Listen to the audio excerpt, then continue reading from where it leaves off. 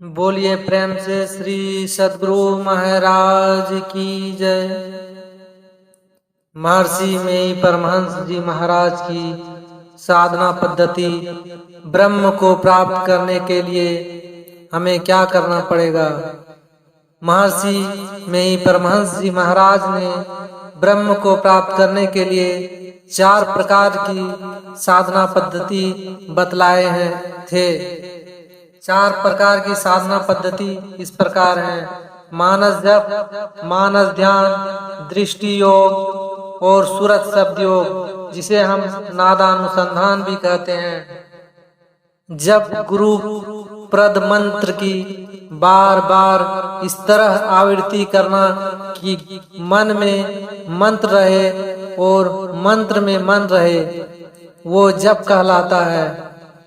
जप 3 तरह के होते हैं: वाचिक जप, उपांशु जप और मानस जप। वाचिक जप किसे कहते हैं? वाचिक जप में मंत्र का बोल बोल कर बारंबार उच्चारण करते हैं। इसमें स्वयं को तो मंत्र सुनाई देता ही है, दूसरे व्यक्ति भी मंत्र को सुनते हैं, उसे वाचिक जप कहते हैं। दूसरा जप है उपांशु जप। इस जप में मंत्र का उच्चारण धीमे स्वर में किया जाता है, जिसमें जीभ और ओष्ठ हिलते हैं। स्वयं अपने कान सुनते हैं, दूसरा व्यक्ति मंत्र को नहीं सुनता है, उसे उपांशु जप कहते हैं। तीसरा जप मानस जप। इस जप में जीभ, होठ और कंठ नहीं हिलते हैं, मन ही मन मंत्र की आवृत्ति होती है। वाचिक से 100 गुना अधिक उपांशु जप और उपांशु जप से 1000 गुना अधिक श्रेष्ठ मानस जप बतलाया गया है। इसको फकीर लोग जिक्र कहते हैं। मानस ध्यान किसे कहते हैं? मानस ध्यान में चित्त धैर्य तत्व पर टिका रहता है। मानस ध्यान के 2 प्रकार होते हैं: सगुण ध्यान और निर्गुण ध्यान। सगुण ध्यान किसे कहते हैं? सगुण ध्यान में ध्यान इष्ट के स्थूल रूप और ज्योतिर्मय बिंदु रूप तथा अनहद नादों के ध्यान को सगुण ध्यान कहते हैं। सगुण ध्यान में ही मानस ध्यान आता है। इष्ट के देखे हुए स्थूल रूप को अपने मानस पटल पर हूबहू उतारने की क्रिया को मानस ध्यान कहते हैं। जिन इष्ट के नाम का मानस जप करते हैं, उन्हीं के स्थूल रूप का मानस ध्यान करना चाहिए। इसको फकीर लोग फनाफिल मुर्दिस कहते हैं। मानस ध्यान में इष्ट के मनोमय रूप पर कुछ काल तक दृष्टि के लिए स्थिर हो जाने पर दृष्टि योग की क्रिया की जाती है। निर्गुण ध्यान किसे कहते हैं? निर्गुण ध्यान जिस आदि शब्द से सृष्टि का विकास हुआ है, उसे सार शब्द भी कहते हैं। वह त्रैगुण रहित होने से निर्गुण कहलाता है। उसी सार शब्द के ध्यान को निर्गुण ध्यान कहते हैं। दृष्टि योग की क्रिया किसे कहते हैं?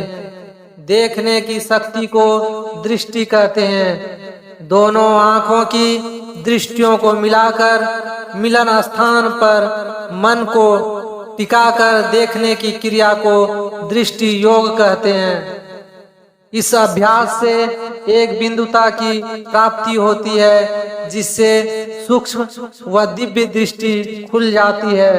तब साधक के अंदर अंधकार नहीं रहता है, अपने अंदर उसे प्रकाश ही प्रकाश दिखता है। दृष्टि के 4 भेद हैं: पहला जागृत की दृष्टि, दूसरा स्वप्न की दृष्टि, तीसरा मानस दृष्टि और चौथा दिव्य दृष्टि।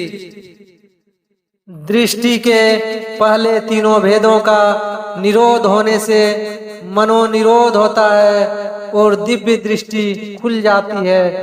तेजोमय बिंदु का ध्यान परम ध्यान कहा जाता है। इसको फकीर लोग सगले नसीरा कहते हैं। ध्यान की चौथी और अंतिम प्रकार है सूरज शब्द योग। सूरज शब्द योग किसे कहते हैं?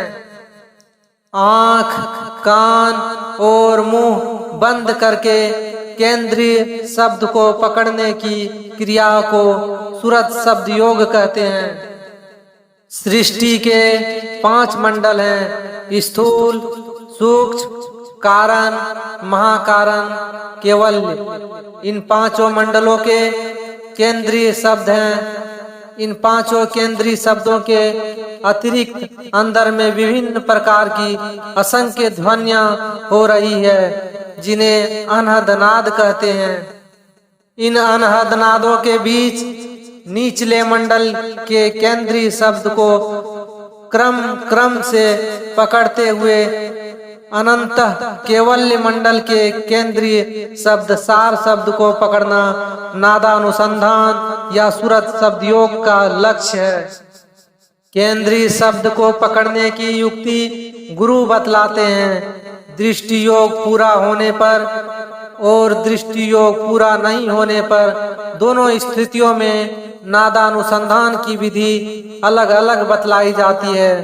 दृष्टि योग में पूर्ण साधक को सीधे केंद्रीय शब्द सुनाई पड़ता है, और जो दृष्टि योग साधन में पूर्णता प्राप्त किए बिना नादानुसंधान करते हैं, उनके लिए यह कोई आवश्यक नहीं है कि वे शीघ्र केंद्रीय शब्द को पकड़ ही लें।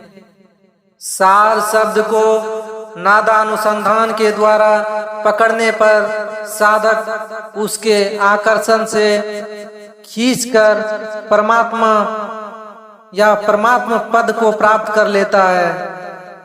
तब वे देहिक, देविक, भौतिक इन त्रय तापों से मुक्त हो जाता है। आवागमन छूट जाता है। नादानुसंधान को फकीर लोग सुल्तानो उजलकार कहते हैं।